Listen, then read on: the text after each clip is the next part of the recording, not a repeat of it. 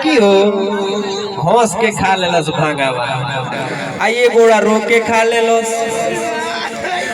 अब जवन में रो के खैले रहे उ रोते गइल अपना घर।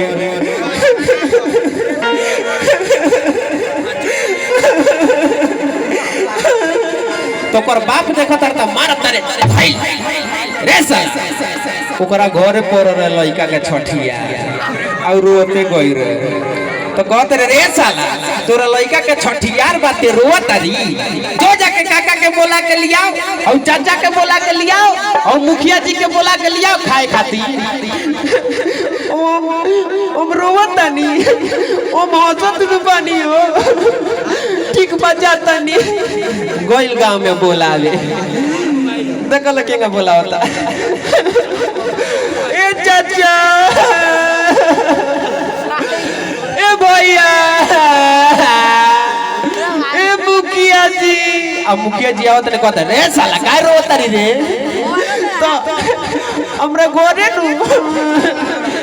गोरे नु छठियार पोरल बा चल न खाए। रे साला तोरा घरे छठियार पोरल बाते रोतारी हंसे के चाहिए तो मग मार दवा ओ मौसत दु पानी रोतानी त हम रोतानी। अब इतना ले तो ठीक बा। अब जौन हंस के खैले रहे उ जाता घरे तो ऊपर काका मर गई रहले। अब उ हंसते जाता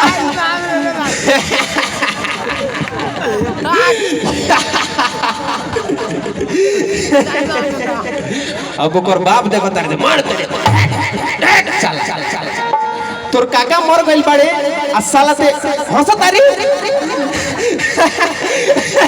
का काका अब बुढ़वा मर गइल। ये साला हंसते बाड़ी अभी ते कोता बहु मारदावा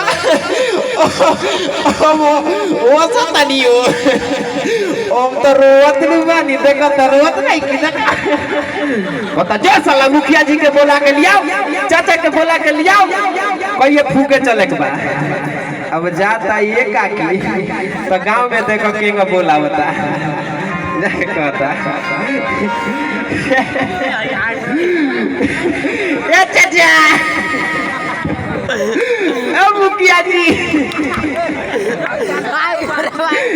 ए भैया का हो री का भइल बा काहे न हंसतारी तो हमरा घरे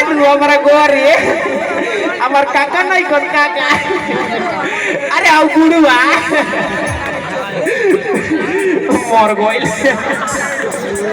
अगर अच्छा लगल तो एक बार ताली बजाओ लो।